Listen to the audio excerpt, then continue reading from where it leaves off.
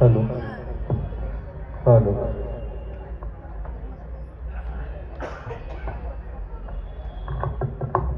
Hello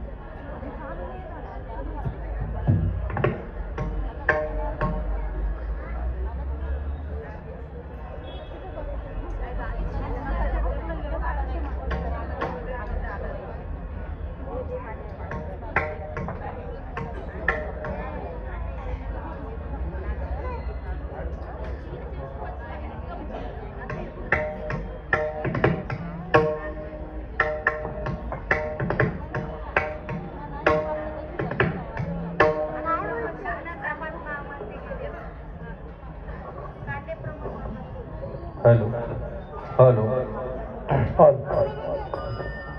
hello ये तो please कमी करो थोड़ा सा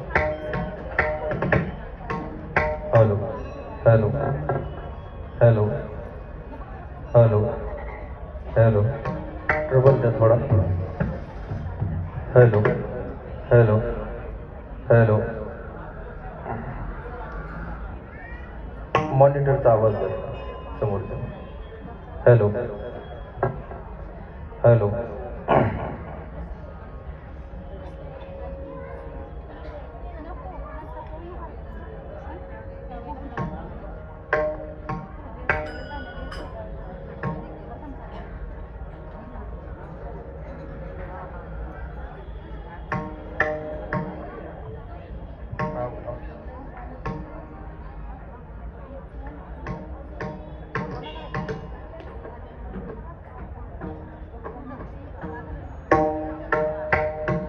राम कृष्ण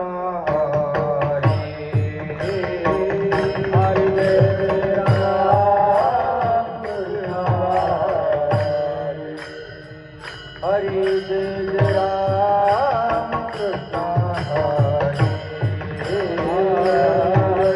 राम कृष्ण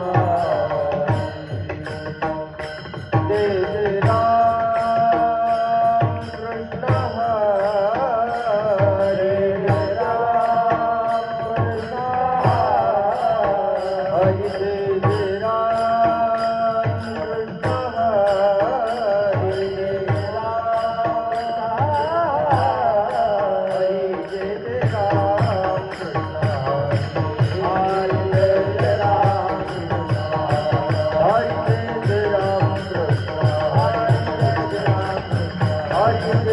राम कृष्ण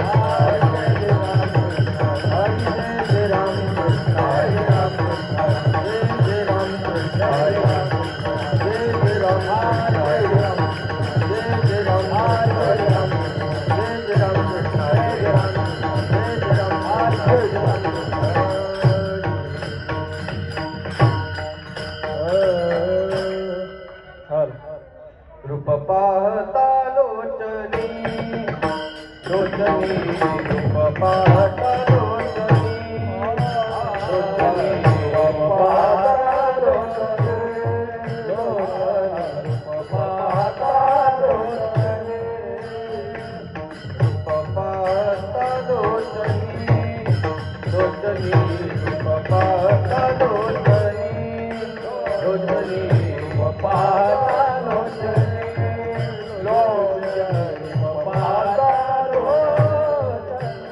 सुख झाले वो साजनी सुख झाले वो साजनी साजनी स्वाहा विठ्ठल बरवा बरवा स्वाहा विठ्ठल बरवा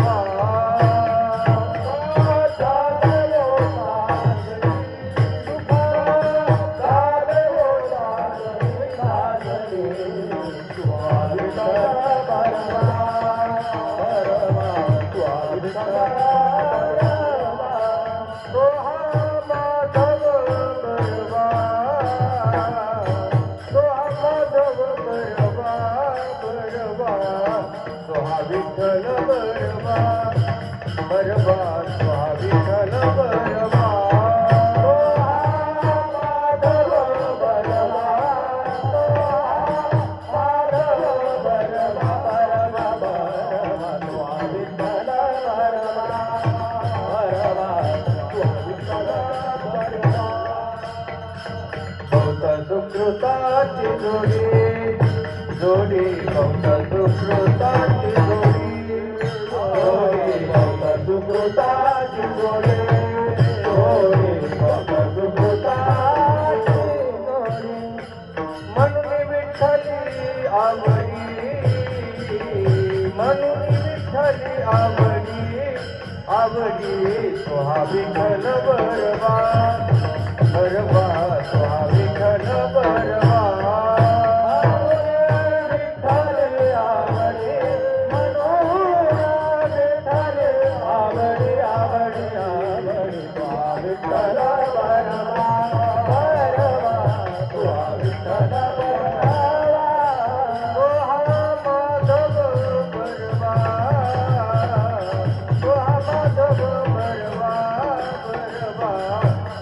विठ्ठल बरवा बरवा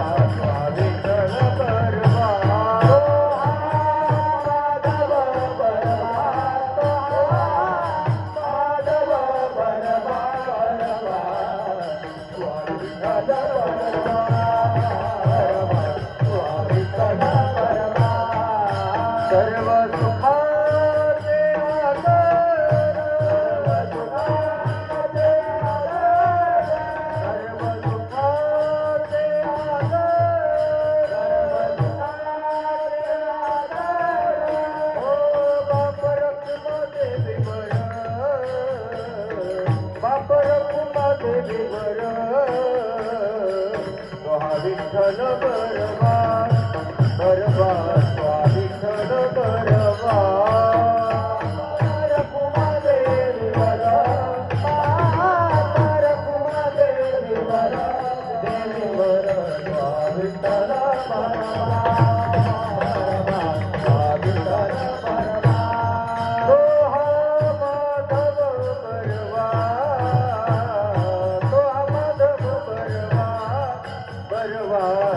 विठ्ठल बरवा बरवा तो विठ्ठल बरवा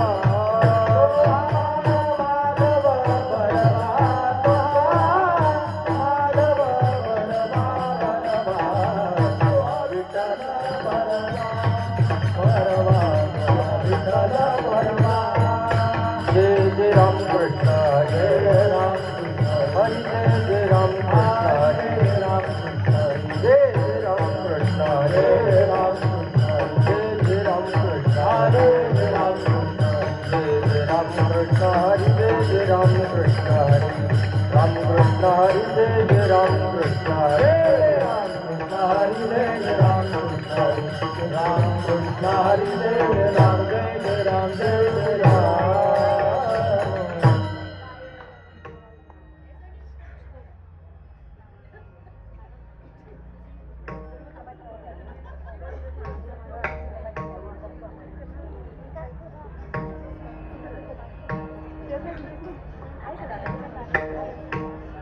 शुद्ध बीजापोटी फळे रसाळ गोमटी फळे रसाळ गोमटी फळे रसाळ गोमटी शुद्ध बीजापोटी फळे रसाळ गोमटी फळे रसाळ गोमटी फळे रसाळ गोमटी शुद्ध बीजापोटी फळे रसाळ गोमटी फळे रसाळ गोमटी फळे रसाळ गोमटी शुद्ध बीजापोटी फळे रसाळ गोमटी फळे रसाळ गोमटी फळे रसाळ गोमटी मुखी अमृताची वाणी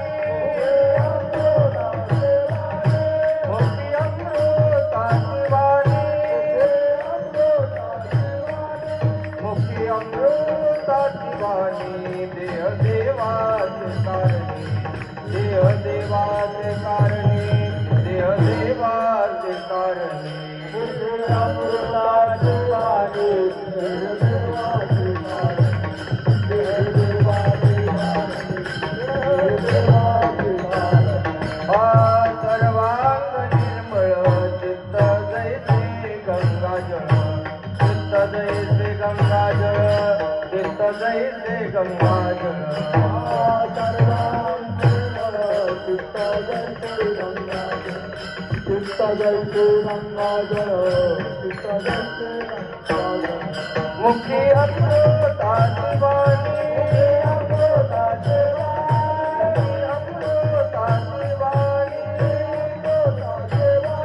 मुखी अमृताची वाणी देह देवाचे कारणी देह देवाचे कारणी देह देवाचे कारणी मुखी अमृताची वाणी देह देवाचे कारणी देह देवाचे कारणी देह देवाचे तुका म्हणे जाती ताप दर्शने विश्रांती ताप दर्शने विश्रांती ताप दर्शने विश्रांती तुका म्हणे जाती ताप दर्शने विश्रांती ताप दर्शने विश्रांती ताप दर्शने विश्रांती तुका म्हणे जाती ताप दर्शने विश्रांती ताप दर्शने विश्रांती ताप दर्शने विश्रांती तुका म्हणे जाती ताप दर्शने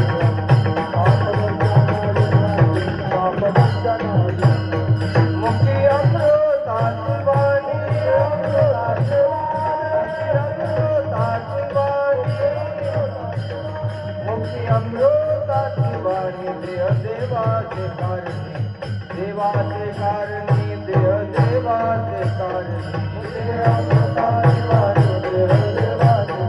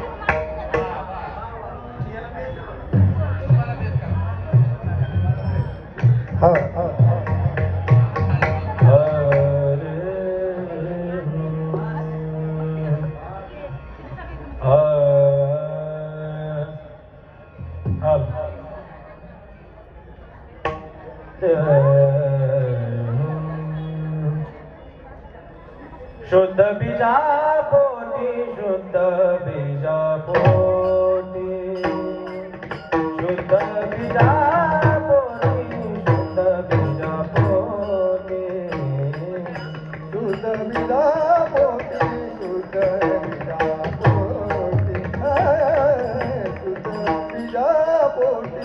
शुद्ध बीजा पोटी, शुद्ध बीजा शुद्ध बीजा पोटी, शुद्ध बीजा पोटी,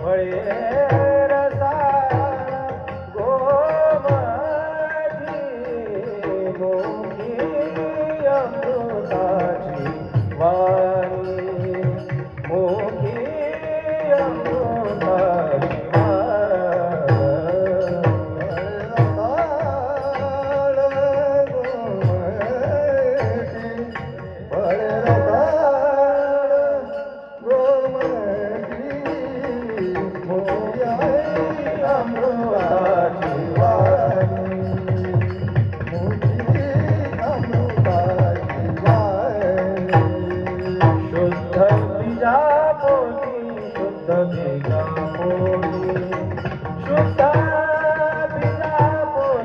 शुद्ध बीजा पोटी,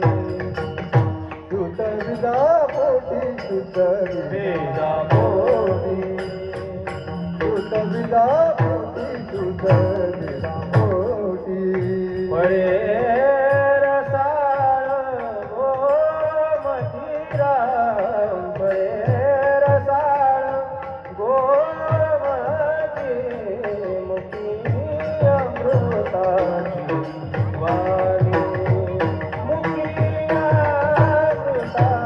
फळे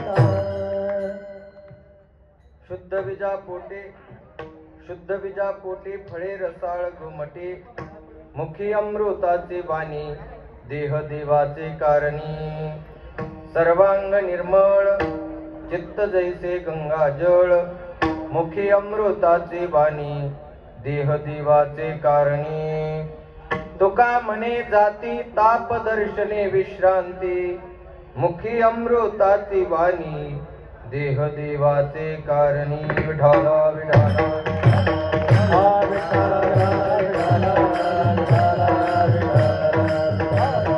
समचरण सरोजम सांद्र नीलांबुदाभम जगननिहित पानिं मंडनं मंडलानां तरुण तुलसी माला कंदरं गंजनेत्रं सदय धवलहासं विठ्ठलं चिन्तयामि पांडुरंगा करू प्रथम नमन पांडुरंगा करू प्रथम नमन चरण संताची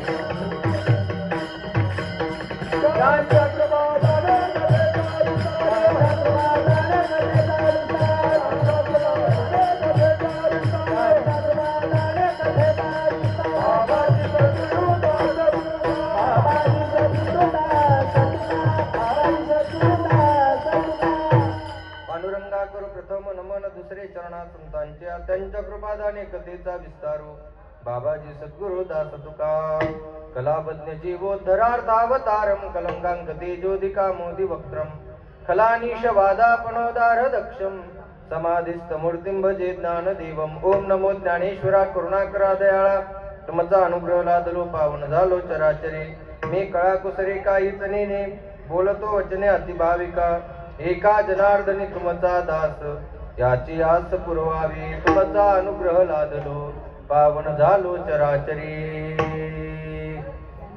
मंगल भवन अमंगल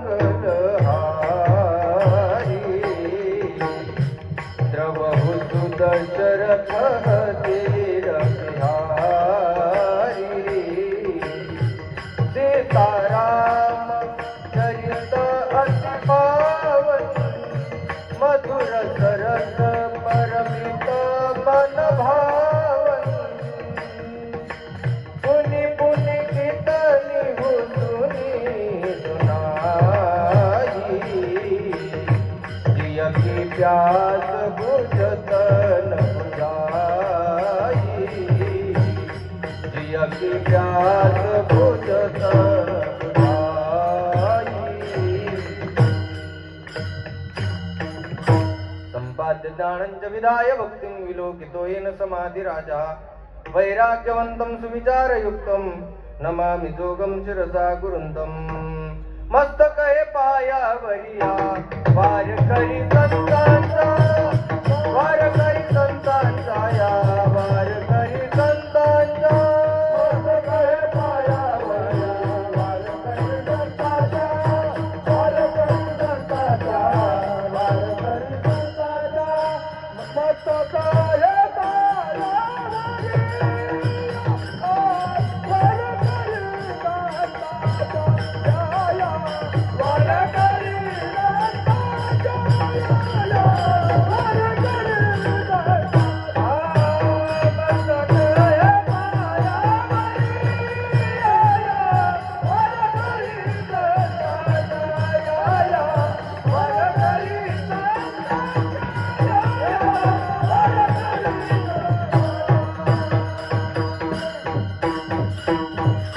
मस्तकहे पायावर या वारकरी संतांच्या जयांचे केलिया स्मरण होय सकळ विद्यांचे अधिकरण तेच वंदू श्री चरण श्री गुरूंचे ती नमस्कारोनी आता शुद्ध बीजा पोटी फळे रसाळ गोमटी मुखी अमृताचे बाणी देह देवाचे कारणी प्रस्तुत प्राप्त प्रसंगी कीर्तन रूपी सेवेकरता घेतलेला अभंग जगद्गुरु जगद्वंदनीय देवचे सुप्रसिद्ध साधू श्रीमंत श्री तुकाराम महाराजांचा 4 चरणाचा पारमार्थिक कार्यकारण भाव संबंध प्रतिपादन करणारा अभंग सेवेकरता घेतलेला आहे.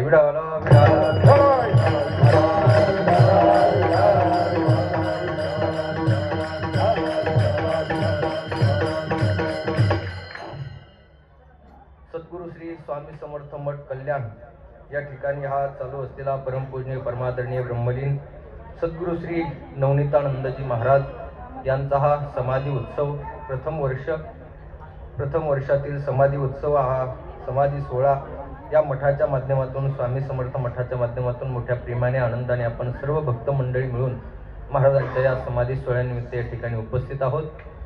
महाराजांचा हा प्रथम समाधी सोहळा आहे, त्यानिमित्त भगवत चिंतन सेवा काहीतरी झाली पाहिजे आणि खऱ्या अर्थाने महाराजांच्या अंतःकरणामध्ये त्या भगवंताच्या विषयी असणारं प्रेम आहे आणि ते प्रेम ओसंडून वाहण्यासाठी महाराज होते तोपर्यंतही महाराजांनी प्रत्येक एकादशीला असेल या मठामध्ये भगवत चिंतन सेवा चालू होती.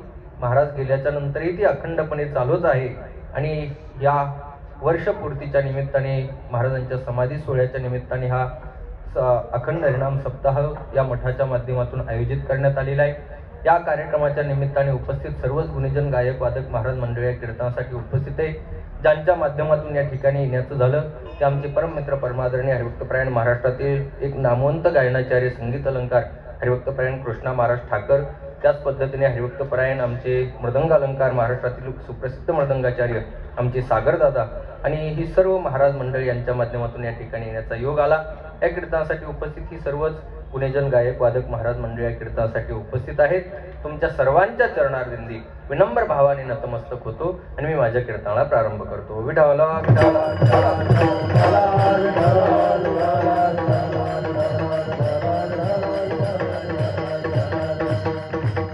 शुद्ध बीजा पोटी फळे रसाळ गोमटी मुखी अमृताची वाणी देह देवाचे कारणी.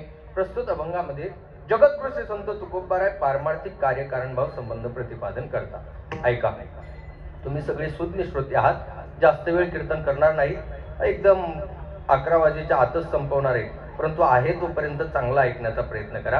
पहा, ज्या अर्थी आपल्याला या जगामध्ये काहीतरी कार्य दिसतं ना, त्या अर्थी त्याचं काहीतरी कारण आपल्याला मानावंच लागतं. विनाकारण कोणतंच कार्य आपल्या प्रतीतीला येत नाही. ज्या अर्थी कार्य दिसतं ना, मग त्याचं काहीतरी कारण असलं पाहिजे. मग देवाचे कारण देव जाणे, त्याचं काय कारण असेल ते देवाला माहिती. परंतु ज्या अर्थी कार्य दिसतं त्या अर्थी त्याचं कारण आपल्याला मानावंच लागतं. वेदांत शास्त्राने याच्यासाठी 2 उदाहरणं दिलेले. त्यातलं पहिलं उदाहरण दिले ते म्हणजे घटाचं आणि दुसरं उदाहरण दिले ते म्हणजे पटाचं. घट म्हणजे मडकं आपण पाहतो ना. घट हे कार्य जर आपल्याला दिसत असेल ना, तर मग त्या घटाचं कार्य, घट हे कार्य आहे, तर त्याचं कारण जर काही असेल ना, तर त्या घटाचं कारण आहे माती. मातीशिवाय घट होत नाही. आणि घटातून जर माती बाजूला काढली तर खाली घट शिल्लक राहत नाही. त्या घटाचं निमित्त कारण वेगळं असेल, निमित्त उपादान कारण वेगळं असेल, उपादान कारण वेगळं असेल. उपादान कारण कशाला म्हणतात, निमित्त कारण कशाला म्हणतात, निमित्त उपादान कारण कशाला म्हणतात, बराचसा गोंधळ आहे तो. निमित्त कारण घट बनवण्यासाठी कुंभार हा निमित्त आहे. कुंभार घट बनवायला कुंभारच पाहिजे असं काही नाही. दुसराही कोणी माणूस घट बनवू शकतो. चपला विकण्यासाठी चांभारच पाहिजे असं काही नाही. आजकाल ब्राह्मणाचे लोक चपलाचे दुकानं टाकतात. म्हणजे तसं घट बनवायला कुंभारच पाहिजे असं काही नाही ना. दुसराही कोणी व्यक्ती घट बनवू शकतो. कुंभार हे निमित्त कारण आहे, परंतु माती हे त्या घटाचं उपादान कारण. उपादान कारण कशाला म्हणतात, अत्यंत सोपी व्याख्या आहे पहा. ज्याच्याशिवाय कार्य होत नाही आणि जे काढल्याच्या नंतर खाली कार्य शिल्लक राहत नाही त्याला उपादान कारण म्हणतात. म्हणजे मातीशिवाय घट तयार होत नाही आणि घटातून जर माती बाजूला केली तर खाली घट शिल्लक राहत नाही. मग घट हे कार्य जर तुम्हाला दिसत असेल ना, तर मग त्या घटाचं कारण आहे माती. मग त्या घटाचा आकार वेगवेगळा असेल, परंतु त्या घटामध्ये असणारं माती हे जे तत्व आहे ना, ते मात्र एकच आहे. घटाचा आकार वेगवेगळा आहे. अत्यंत लहान घट असेल त्याला आपण बोळकं म्हणतो, त्याच्यापेक्षा थोडा मोठा असेल त्याला मडकं म्हणतो, त्याच्यापेक्षा थोडा मोठा असेल त्याला माठ म्हणतो, त्याच्याही पेक्षा थोडा मोठा असेल त्याला घागर म्हणतो, त्याच्याही पेक्षा थोडा मोठा असेल त्याला काय म्हणतो, रांजण म्हणतो. आहेत का रांजण तुमच्याकडे? फ्लॅट मध्ये कुठं ठेवता रांजण आता? महाराज रांजण पाहायलाच वेळ आता, म्हणजे शहरात तर नाहीतच नाही, पण खेडेगावात सुद्धा त्या रांजणांनी निरोप घेतला सगळ्यांचा. रांजण पाहायला भेटत नाहीत. आता सगळीकडे सिंटेक्सच्या टाक्या आल्यात महाराज. आता इथून पुढे उदाहरण देत असताना सुद्धा सागर दादा सिंटेक्सच्या टाकीचं द्यावं लागेल. विठ्ठल विठ्ठल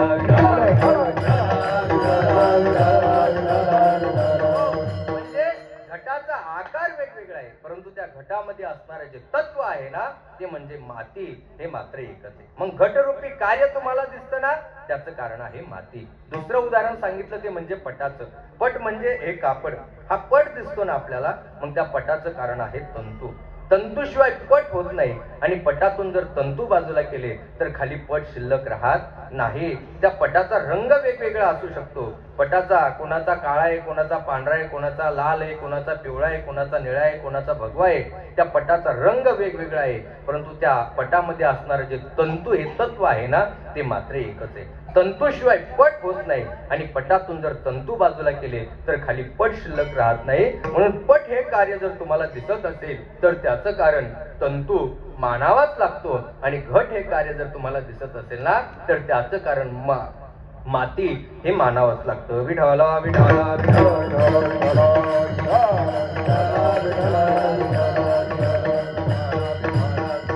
परंपरेने एक उदाहरण सांगितलं जातं. काय झालं, एका शाळेमध्ये शिक्षक विद्यार्थ्यांना शिकवत होते की या जगामध्ये देवच नाही, देव नावाची संकल्पनाच नाही. जे आळंदी पंढरपूरला जातात ना, ते आपल्या जीवनातला वेळ वायाला घालवतात. अरे या जगामध्ये देवच नाही, या जगामध्ये देवच नाही. लोक असे या जगामध्ये भरपूर लोक आहेत की जे देवाला मानत नाहीत. भरपूर लोक आहेत महाराज, देवाला मानत नाहीत, परंतु त्यांच्या न मानण्यातच त्यांचं देवाचं अस्तित्व मान्य करण्याचं असतं महाराज. ते ते म्हणतात ना आम्ही देवाला मानत नाही, मानत नाही, मानत नाही. जे म्हणतात आम्ही मानत नाही ते सगळ्यात जास्त देवाला मानत असतात. काय झालं, एका कॉलेजवर व्याख्यान होतं आणि व्याख्यानाचा विषय होता की या जगात देव नाही. असं काही असलं का लोकांना ऐकायला बरं वाटतं महाराज. गर्दी भरपूर होत असते आणि त्या व्याख्यान ऐकण्यासाठी भरपूर गर्दी झाली. शाळेमध्ये त्या कॉलेजमध्ये व्याख्यानाला सुरुवात झाली. त्या व्याख्यात्याने जवळजवळ 1 ते 1.5 तास सगळ्या विद्यार्थ्यांना आणि सगळ्यांना पटवून सांगितलं की या जगामध्ये काय नाही, देव नाही. 1-1.5 तास पटवून सांगितल्याच्या नंतर व्याख्यान संपलं आणि ते व्याख्याते ज्यावेळेस जायला निघाले त्यावेळेस काही तत्वज्ञानाचे विद्यार्थी होते. ते तत्वज्ञानाचे विद्यार्थी त्या व्याख्यात्याजवळ गेले, म्हटले वा काय सुंदर व्याख्यान दिलं तुम्ही. म्हटले जवळजवळ 1.5 तास या जगामध्ये देव कसा नाही हे तुम्ही आम्हाला पटवून दिलं. म्हटले काय सुंदर बोलले. म्हटले तुम्ही कसं जमतो तुम्हाला एवढं सगळं, कसं जमतो तुम्हाला एवढं सगळं. त्यावेळेस त्या व्याख्यात्याने सांगितलं, म्हटले आपलं काहीच नाही, सगळी देवाची कृपा. म्हणजे 1.5 तास काय सांगितलं होतं, जगात देव नाही परंतु शेवट तोच म्हणतोय की सगळी देवाची कृपा. म्हणजे न मानणारे सुद्धा काय करतात, देवाला मानतात. विठ्ठला विठ्ठला. एका शाळेमध्ये शिक्षक विद्यार्थ्यांना शिकवत होते. विद्यार्थ्यांना शिकवत असताना त्या विद्यार्थ्यांमध्ये एक वारकऱ्याचा विद्यार्थी होता. त्याला मात्र हे पटत नव्हतं, कारण की तो म्हटला आपले वडील आळंदी पंढरपूरची वारी करतात. माऊली सारख्या वैज्ञानिकाने जर पांडुरंगाचं अस्तित्व मान्य केलं असेल, मी माऊली ज्ञानोबाऱ्यांना वैज्ञानिक म्हणतो, याचं कारण असे की अनेक विज्ञानाचे शोध माझ्या माऊली ज्ञानोबाऱ्यांनी ज्ञानेश्वरीमध्ये लिहून ठेवलेले आहेत. आज आपल्याला शाळेमध्ये शिकवल्या जातं 100-150 वर्षापूर्वीचा तो शोध असेल की सूर्य एका जागेवर स्थिर आहे आणि पृथ्वी त्याच्या भोवती काय करते, प्रदक्षिणा करते. सूर्य चालत नाही पण तरी सुद्धा तो आपल्याला चालताना काय होतो, दिसतो. महाराज आपल्याला सूर्य चालत नाही तरी सुद्धा तो चालताना दिसतो. पृथ्वी सूर्याच्या भोवती प्रदक्षिणा करते. हा जो शोध आहे तो 100-150 वर्षापूर्वी एखाद्या शास्त्रज्ञाने लावला असेल, परंतु माझ्या माऊली ज्ञानोबारायांनी 750 वर्षापूर्वी ज्ञानेश्वरीमध्ये लिहिला. माऊली म्हणतात जैसे न चालता सूर्याचे चालणे. सूर्य चालत नाही तरी सुद्धा तो आपल्याला चालताना दिसतो. ठिबक सिंचनचा शोध, आज सरकार म्हणते की पाणी वाचवा, ठिबक सिंचन करा झाडांसाठी. त्या ठिबक सिंचनचा शोध सुद्धा माऊली ज्ञानोबाऱ्यांनी ज्ञानेश्वरीमध्ये लिहिला. माऊली म्हणतात जैसे मूळ सिंचन सहजे शाखा पल्लव संतोषती. चित्रपट, आपण चित्रपट पाहतो आजकाल. चित्रपट माहिती आहे ना तुम्हाला, मराठीत सांगू का, पिक्चर. माणसाला चित्रपट नाही कळणार लवकर, पिक्चर लगेच कळेल. ह्या चित्रपटाचा शोध सुद्धा माऊली ज्ञानोबाऱ्यांनी ज्ञानेश्वरीत केला. माऊली म्हणतात संसार चित्र उमटे मग मनोरूप पट फाटे. संसार चित्र आणि मनोरूपी पट हा चित्रपटाचा शोध सुद्धा माऊली ज्ञानोबाऱ्यांनी ज्ञानेश्वरीत केला. असे अनेक शोध आहेत. या विजेचा शोध सुद्धा माऊली ज्ञानोबाऱ्या ज्ञानेश्वरीत लिहितात. माऊली म्हणतात मग तया उदकाचे नि आवेशे प्रगटले तेज लखलखित दिसे. ये विजू माझी असे सलील काही. माऊली म्हणतात पाणी वेगाने त्या जनित्रावर पडल्या जातं आणि जनित्र फिरल्याच्या नंतर त्याच्या घर्षणातून वीज निर्मिती होते. हा शोध माझ्या माऊली ज्ञानोबारायांचा आहे. 750 वर्षापूर्वी माऊलींनी अशा अनेक शोध आहेत, अनेक शोध माऊलींनी लिहून ठेवलेले आहेत. तो विद्यार्थी म्हटला की जर माऊली सारख्या वैज्ञानिकाने जर पांडुरंगाचं अस्तित्व मान्य केलं असेल तर हा गुरुजी कोण म्हटले की देवाला मानत नाही. मुलगा हुशार होता. शाळेत एक दिवस लवकर गेला आणि गेल्याच्या नंतर काय केलं त्यांनी, त्या फळ्यावरती सुंदर असं गणपतीचं चित्र काढलं. चित्र काढल्याच्या नंतर शाळा भरली.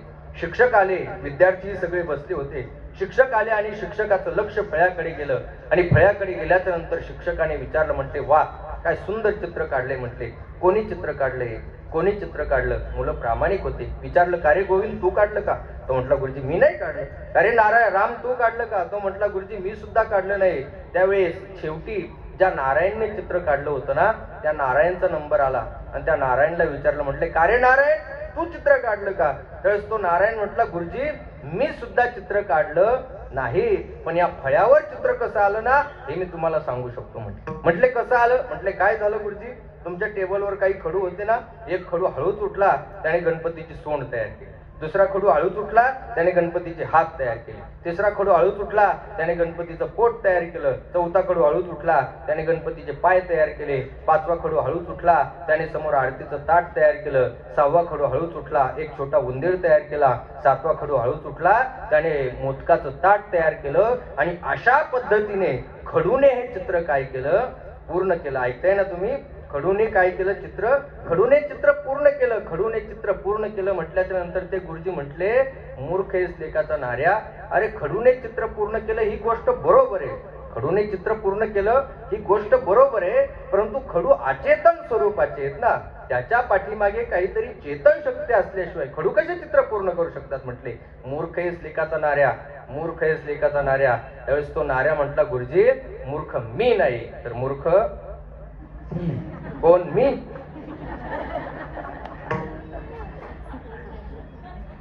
तो नाऱ्या म्हटला, गुरुजी तुमच्या प्रश्नाचं उत्तर आहे म्हटले. अहो हे सबंध विश्व, या विश्वामध्ये हा आशिया खंड, या आशिया खंडामध्ये आपला हा भारत देश, या भारत देशातला आपलं हे महाराष्ट्र राज्य, या महाराष्ट्र राज्यातला आपला हा जिल्हा, या जिल्ह्यातला आपला हा तालुका, या तालुक्यातलं आपलं हे छोटंसं गाव, आणि या छोट्याशा गावातली ही छोटीशी शाळा. अहो या छोट्याशा शाळेतला हा छोटासा फळा, जर या फळ्यावर चित्र काढण्यासाठी काही चेतन शक्तीची गरज लागत असेल, मग या जगाचं चित्र काढणारं कोणीतरी असेलच ना. या जगाचं चित्र काढणारे कोणीतरी असेल. कोण आहे तो? महाराज त्याचं वर्णन करतात. जेने विश्व निर्मिले महर्षी देवा संतापिले, एकवीस स्वर्गाचे धरले, सत्तामाचे आपोलिया.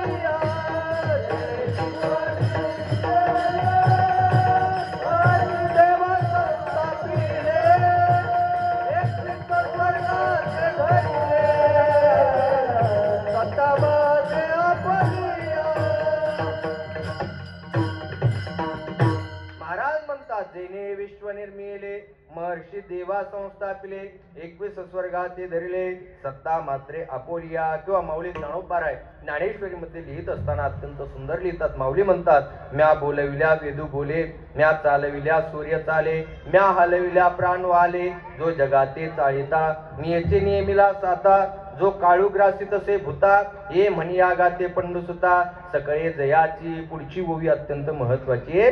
माऊली म्हणतात, ऐसा जो समर्थ आणि तो मी जगाचा नाथ. असा सर्व समर्थ असणारा जर कोण असेल ना, तर भगवान परमात्मा म्हणतात, तो मी जगाचा नाथ आहे. जगद्गुरु तुकोबाराय सुद्धा एके ठिकाणी म्हणतात, तुझी या सत्तेने वेदासी बोलणे, सूर्यासी चालणे, तुझी या बळे. असा असणारा सर्व समर्थ जर कोण असेल ना, तर तो भगवान परमात्मा आहे. मग हे जगरूपी कार्य जर आपल्याला दिसत असेल ना, तर त्याचं कारण भगवान परमात्मा मानावाच लागतो. विठ्ठल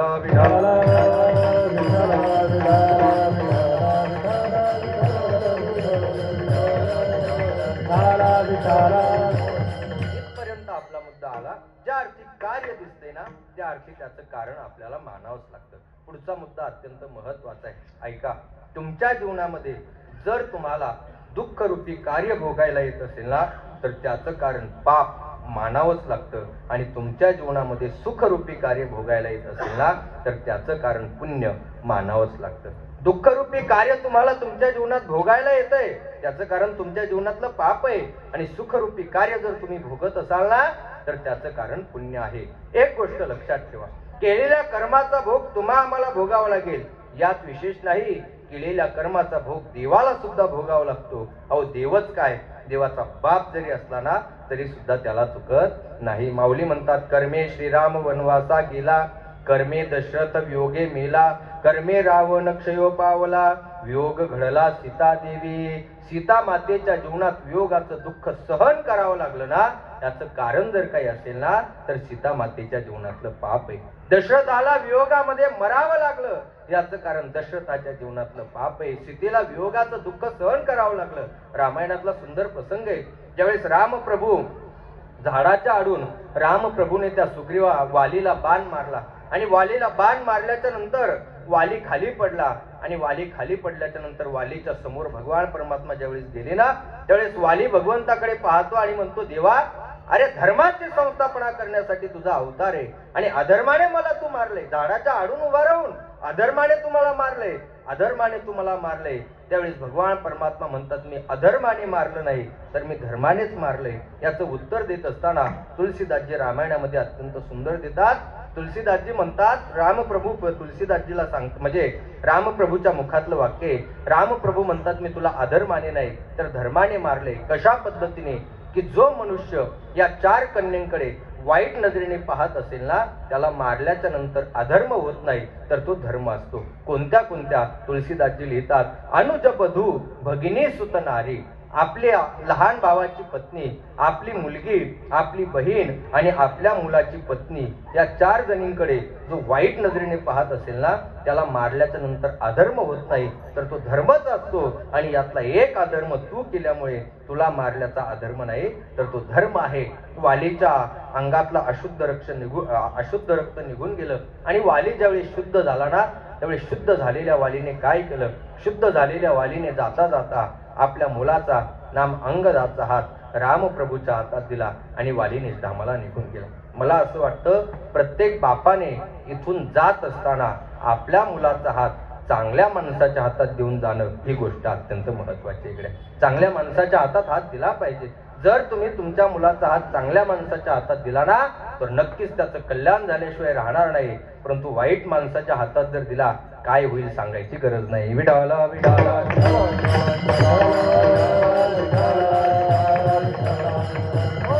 वाली निजधामाला निघून गेला आणि गेल्याच्या नंतर ही बातमी वालीची पत्नी असणारी जी तारा होती, ती तारा आली आणि तारा शोक करायला लागली. आणि तारा भगवंताकडे पाहते आणि भगवंताकडे पाहून तारा भगवंताला शाप देते. म्हणते, देवा, अरे माझ्या पतीला तू मारलंय ना, मी तुला शाप देते. तारा काय शाप देते? नाथ बाबा त्याचं वर्णन करतात.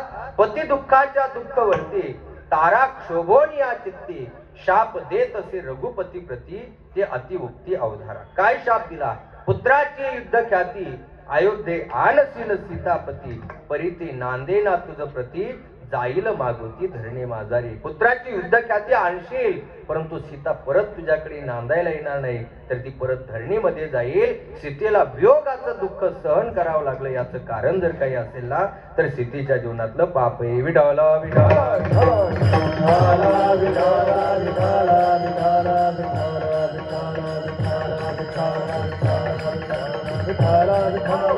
दशरथाला आपल्या मुलाच्या वियोगात मरावं लागतं. याचं कारण दशरथाच्या जीवनातलं पापच आहे. रामायण हे आपण वाचलं पाहिजे, ऐकलं पाहिजे. खऱ्या अर्थाने या देशामध्ये महाभारत आणि रामायणाची गरज आहे. काही लोक म्हणतात की बाबा या देशाला रामायणाची महाभारताची गरज नाही. मला असं वाटतं त्या लोकांचीच या देशाला गरज नाही असं काही.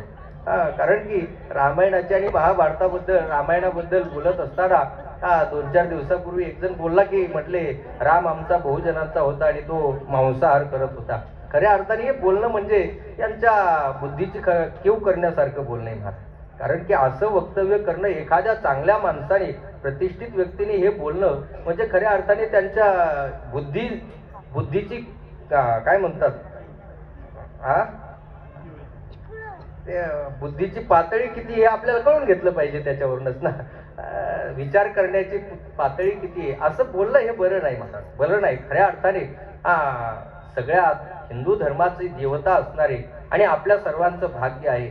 550 वर्षाच्या नंतर 22 तारखेला रामप्रभू आपल्या राम मंदिरामध्ये विराजमान होत आहेत. हा सगळ्या हिंदू धर्माचा संप्रदाय आहे. हा हिंदू धर्माचे सगळ्यात मोठं कार्य. 550 वर्षाच्या नंतर एवढ्या दिवस आमचे प्रभू एका तंबूमध्ये होते.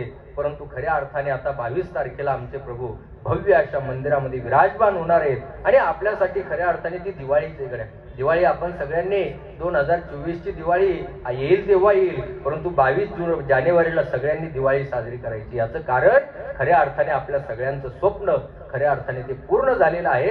आणि म्हणून रामायणाची ही गरज आहे. हे आपले इतिहास ग्रंथ आहेत महाराज, हे वाचले पाहिजे. खऱ्या अर्थाने मुलांना प्रेरणा देण्यासाठी या ग्रंथांची आपल्याकडे आवश्यकता आहे. हे मुलांना शिकवलं पाहिजे. याच्यातून चांगला आदर्श निर्माण होतो. चांगला आदर्श निर्माण होण्यासाठी रामायण असेल, भागवत असेल, या गोष्टी मुलांना शिकवल्या पाहिजेत. विठाला विठाला विठाला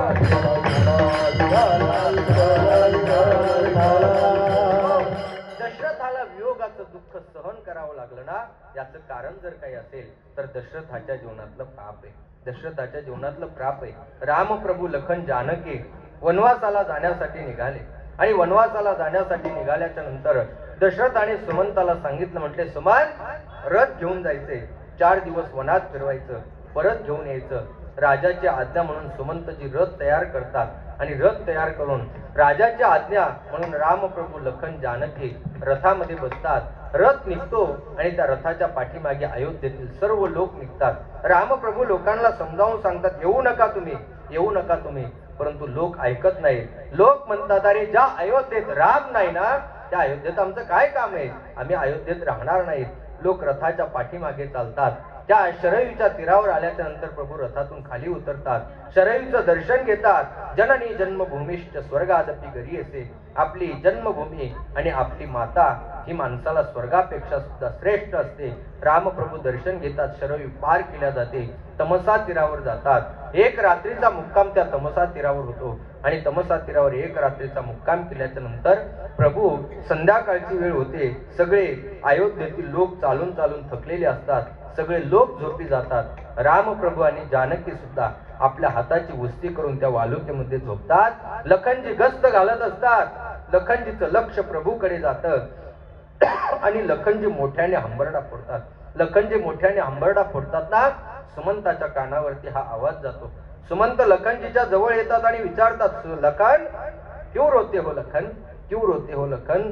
त्यावेळेस लखनजी सुमंताकडे पाहतात आणि म्हणतात, काका अहो मी शेषाचा अवतार आहे. या सगळ्या पृथ्वीचा भार सहन करू शकतो. हे ब्रह्मांड ओल्या मडक्याने दाबून टाकेल एवढी ताकद माझ्या अंगामध्ये. परंतु काका माझे दादा आणि माझी वहिनी वनवासात आल्याच्या नंतर हाताची उस्ती करून या वालुकेमध्ये झोपलेत ना, हे पाहणं मला शक्य नाही गड्या, हे पाहणं मला शक्य नाही. रामप्रभू सुद्धा लखनच्या रडण्याच्या आवाजाने उठतात आणि रामप्रभू लखनकडे पाहतात आणि लखनला समजावून सांगतात, अरे दादा माझ्या वनवासाचं कारण माझी आई नाही, माझ्या वनवासाचं कारण माझे बाबा नाही. त्यावेळेस लखनजी विचारतात, दादा मग तुमच्या वनवासाचं कारण आहे काय. त्यावेळेस रामप्रभू किती सुंदर उत्तर देतात. रामप्रभू म्हणतात, पराधीन आहे जगती पुत्र मानवाचा, दोष ना कुणाचा, माय कैकयी ना दोषी नव्हे दोषितात, राज्य त्याग कानन याचा असे सर्व साज, खेळ चाललासे माझ्या पूर्व संचिताचा, पराधीन आहे जगती पुत्र मानवाचा, दोष ना कुणाचा. माझ्या वनवासाचं कारण खऱ्या अर्थाने माझं प्रारब्ध आहे. रामप्रभू जानकी जागे होतात. अयोध्येच्या दिशेने रथाचा मार्ग करून दिला जातो. पुढे येतात त्या गंगेच्या काठावर शृंगवेरपुरामध्ये येतात. एक रात्रीचा मुक्काम होतो. शृंगवेरपुरातून गंगा पार करतात आणि आता प्रभू गंगा पार करून चित्रकूटावर पोहोचत होतात. प्रभू चित्रकूटावर पोहोचत झाल्यावर आपल्याला राहण्यासाठी कुटिया तयार करतात. चित्रकूटावर राहतात आणि तो गुहक परत येतो. सुमंतजी अजून त्याच ठिकाणी असतात. सुमंताला रथ तयार करून देण्यात येतो. सुमंतजी म्हणतात, नाही जाणार मी अयोध्येत, नाही जाणार मी अयोध्येत. परंतु गुहक म्हणतो, तुम्ही प्रधान व्यक्ती आहेत, तुम्ही अयोध्येत गेलं पाहिजे. रथ तयार करून दिला जातो. अयोध्येच्या सीमेपर्यंत रथ नेऊन पोहोचत केला जातो. सुमंतजी विचार करतात, मी दिवसा अयोध्येत जर गेलो ना सगळे लोक मला विचारतील. म्हणून सुमंतजी सायंकाळ होण्याची वाट पाहतात आणि सायंकाळच्या वेळेला सुमंतजी रथ घेऊन ज्यावेळेस अयोध्येमध्ये प्रवेश करतात, प्रवेश केल्याच्या नंतर रथाच्या चाकाचा आवाज लोकांच्या कानावर येतो. लोक ओळखतात रथ आलेला आहे. नक्कीच रामप्रभू लखन जानकी आले असले पाहिजे. सगळे लोक रथाच्या पाठीमागे चालतात. रथ राजवाड्यासमोर येऊन उभा राहतो आणि राजवाड्यासमोर रथ येऊन उभा राहिल्याच्या नंतर रथाचे पडदे लावलेले. आतमध्ये सूचना प्राप्त होते. कौसल्या माता, सुमित्रा माता विचार करतात, माझा राघव, माझा लखन हट्टी येणार नाहीत, परंतु जनकाची कन्या जानकी की जिचा अजून पाऊल पालखीच्या खाली पडलं नाही ना, चालून चालून तिच्या पायाला फोड आली असतील ना, तर तिला खाली उचलून घेतलं पाहिजे. म्हणून कौसल्या माता, सुमित्रा माता रथाच्या जवळ येतात. रथाच्या जवळ आल्याच्या नंतर त्या ठिकाणी रथाचे पडदे कौसल्या माता बाजूला करते आणि ज्यावेळेस आतमध्ये कोणीच दिसत नाही ना, त्यावेळेस कौसल्या माता मोठ्याने हंबरडा फोडते. सुमंत, सुमंत म्हटल्याच्या नंतर सुमंतजी म्हणतात, हा राणी सरकार, कोणीच परत आलं नाही, कोणीच परत आलं नाही, कोणीच परत आलं नाही. म्हटल्याच्या नंतर सुमंतजीकडे पाहून आता कौसल्या माता, सुमित्रा माता राजांच्या जवळ येतात. सुमंत आल्याची बातमी राजांना कळते आणि राजांना कळल्याच्या नंतर राजे विचारतात, सुमंत कुठे माझा राघव, कुठे माझा लखन, कुठे माझी जानकी. त्यावेळी सुमंतजी म्हणतात, राजे सरकार कोणीच परत आलं नाही, कोणीच परत आलं नाही, कोणीच परत आलं नाही. त्यावेळेस दशरथ राजे म्हणतात, जर आता कोणीच परत आलं नसेल ना, तर आता माझं जाणं निश्चित आहे, माझं जाणं निश्चित आहे, माझं जाणं निश्चित आहे. म्हटल्याच्या नंतर सुमंतजी उभे आहेत, कौशल्याच्या मांडीवरती राजाचं डोकं आहे, सुमित्रा बाजूला आहे, वसिष्ठजी आहेत समोर. डोळ्यासमोर जरा चित्र तयार करा. आणि आता कौशल्याच्या मांडीवर असणारं डोकं राजांचे आणि राजे रडायला सुरुवात करतात.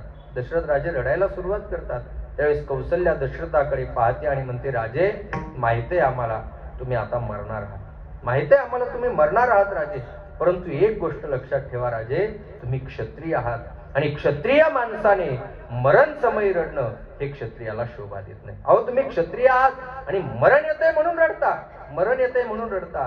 त्यावेळेस दशरथ राजे कौशल्याकडे पाहतात आणि दशरथ राजे म्हणतात, कौशल्ये अगं मला मरण येतंय म्हणून मी रडत नाही, तर समोरच्या भिंतीवरचं चित्र मला रडवतं. काय चित्र आहे बघ ना, तुला दिसत नाही, तुला दिसत नाही. त्यावेळेस कौशल्या म्हणते, नाही दिसत. त्यावेळेस दशरथ राजे म्हणतात, बरोबर आहे, तुला नाहीच दिसणार, कारण की तुझा अंतकाळ अजून जवळ आला नाही. माणसाच्या अंतकाळाला त्याने त्याच्या जीवनात केलेले जे काही चांगलं वाईट कर्म आहे ना, ते कर्म चित्रपटाच्या रूपाने त्याच्या डोळ्यासमोर उभं राहत असतं गड्या. आणि म्हणून माणसाने जीवन जगत असताना चांगलं कर्म करणं ही गोष्ट अत्यंत महत्वाची. जीवन जगत असताना चांगलं कर्म केलं पाहिजे. चांगलं कर्म कशाला म्हणतात, चांगलं जीवन जगणं कशाला म्हणतात? आम्ही कथेमध्ये एक सुंदर असा संदेश देत असतो गड्या.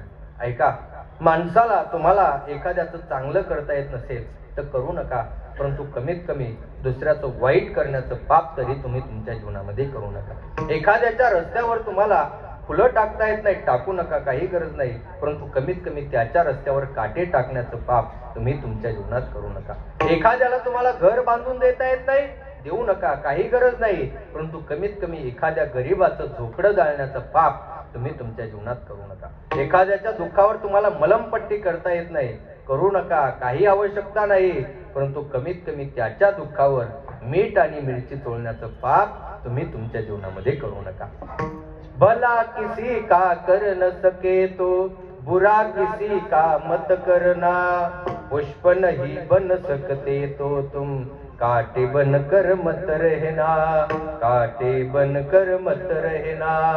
घर न किसी का बसा सके तो झोपड़िया न जला देना, मरहम पट्टी कर न सके तो खार नमक न लगा देना, दीपक बन कर जल न सके तो अंधियारा भी मत करना, पुष्प नहीं बन सकते तो तुम काटे बन कर मत रहना, काटे बन कर मत रहना, काटे बन कर मत रहना. विठाला विठाला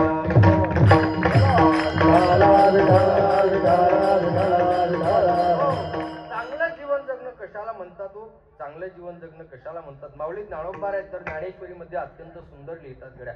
माऊली म्हणतात, तुम्ही रस्त्याने चाललात आणि रस्त्याने चालला असताना तुमच्या पायामध्ये काटा मोडला, रस्त्याने चालत असताना तुमच्या पायामध्ये काटा मोडला, तुमच्या पायात मोडलेला काटा तुम्हाला किती तासाने समजतो? तुमच्याकडे काटे आहेत ना? शहरात काटे कमी आहेत म्हणा, खेड्यात जास्त असतात, परंतु एखादा तरी भेटतोच कधीतरी, एखादा तरी भेटतोच ना. तो काटा पायात मोडल्याच्या नंतर किती तासाने समजतो आपल्याला? हो, तासाने कशाला समजायला पाहिजे महाराज? ज्या क्षणाला पायात काटा मोडला ना, त्याच क्षणाला त्याची वेदना सर्वांगाला होते. माऊली ज्ञानोबा म्हणतात, पै पायी काटा नेहटे ते व्यथा जीवी उमटे, तैसा पोळे संकटे पुढील आचेने.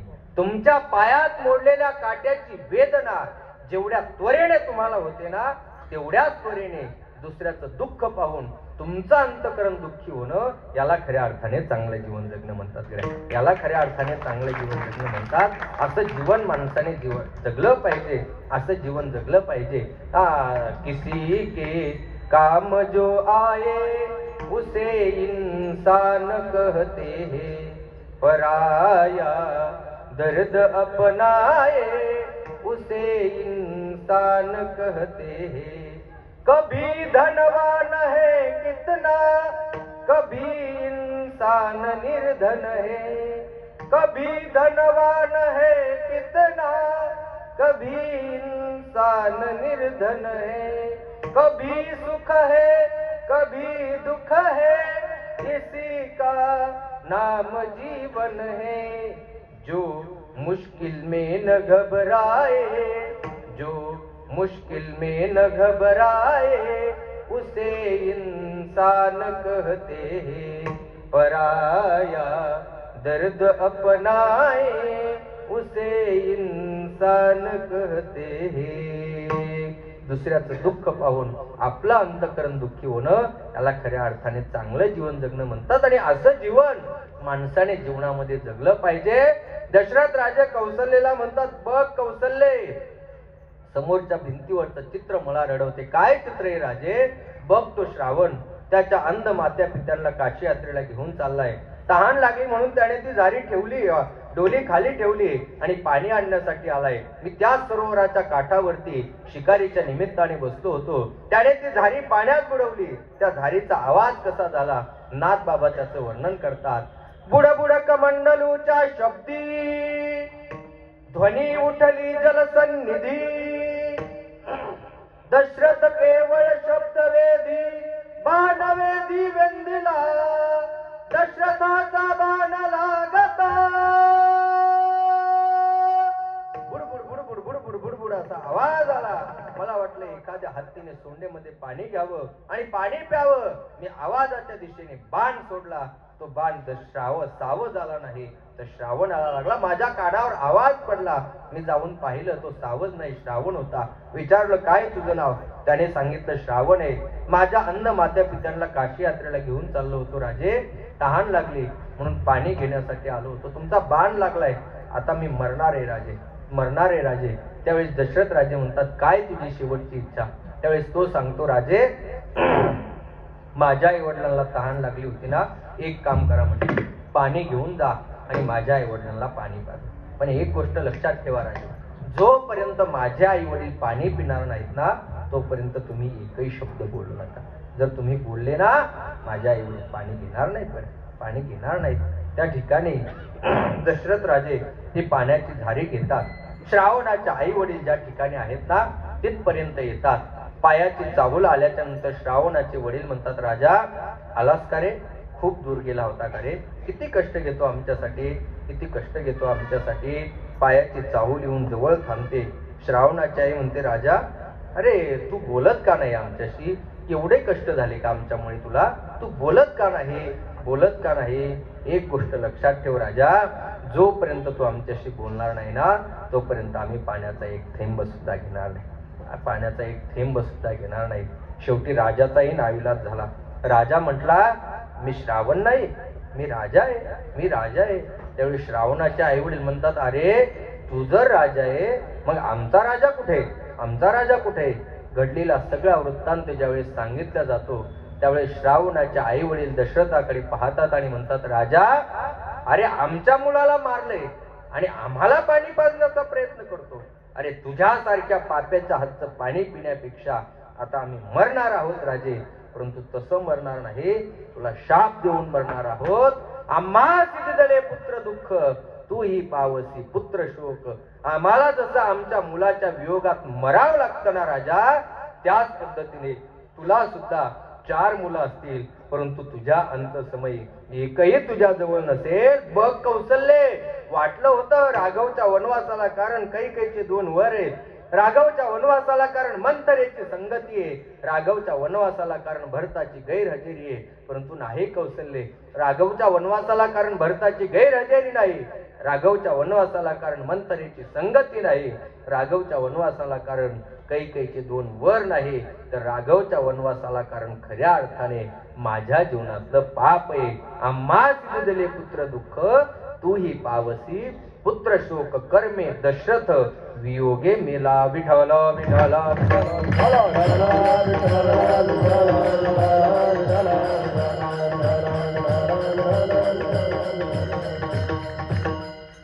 आनाया निर्मळ वारी, गेलो मी या कासारी.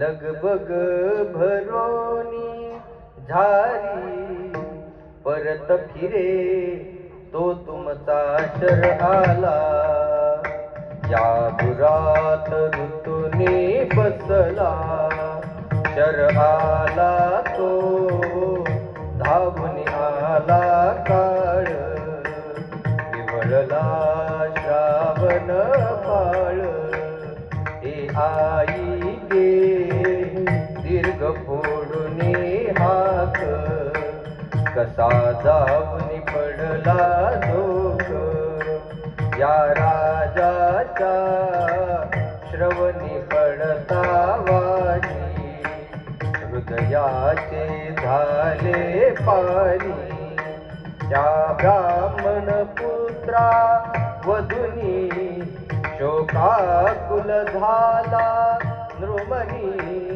आसवे आनुनी नयनी तो वदला अंत तुझ्या नाशाला मी पापी श्रावण बाळा शर आला तो धावून आला काळ विवळला श्रावण बाळ.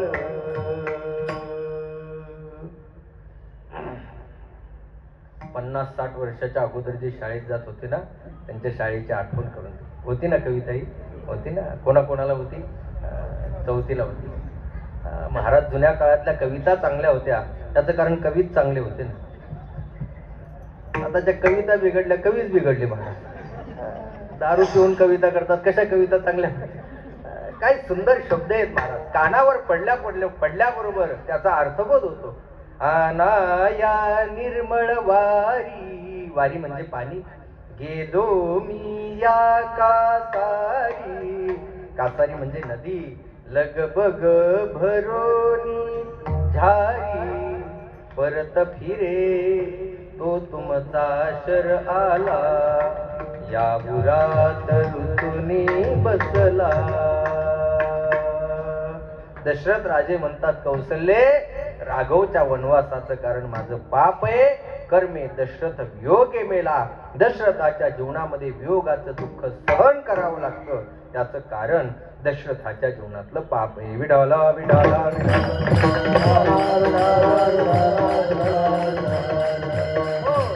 तुमच्या जीवनामध्ये दुःख रूपी कार्य जर तुम्हाला भोगायला येत असेल तर त्याचं कारण पाप आहे आणि तुमच्या जीवनात सुखरूपी कार्य भोगायला येत असेल ना तर त्याचं कारण काय आहे पुण्य आहे. इथपर्यंत आपला मुद्दा आला.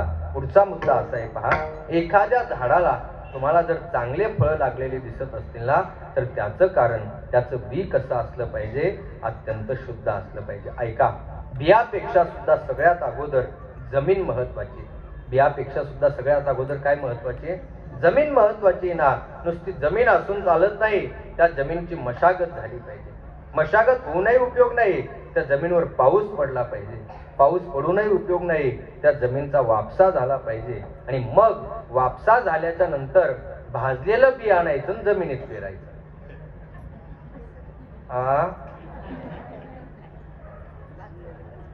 भाजलेलं बी जमिनीत पेरल्यावर किती दिवसांनी उगवणारच नाही ना. मग ऐका जमीन महत्वाची जमीन जितकी महत्वाची त्याच्याही पेक्षा मशागत महत्वाची. मशागत जितकी महत्वाची त्याही पेक्षा पाऊस पडणं महत्वाचं आहे. पाऊस पडणं जितकं महत्वाचं त्याच्याही पेक्षा वापसा होणं महत्वाचं आहे. आणि ऐका वापसा होण्यापेक्षा सुद्धा त्या जमिनीमध्ये पेरणार बी हे अत्यंत महत्वाचे आहे. जर ते बी अत्यंत शुद्ध असेल तर मग त्याची फळं कशी असतात हेच महाराज अभंगाच्या पहिल्या शुद्ध बीजा पोटी शुद्ध बीजा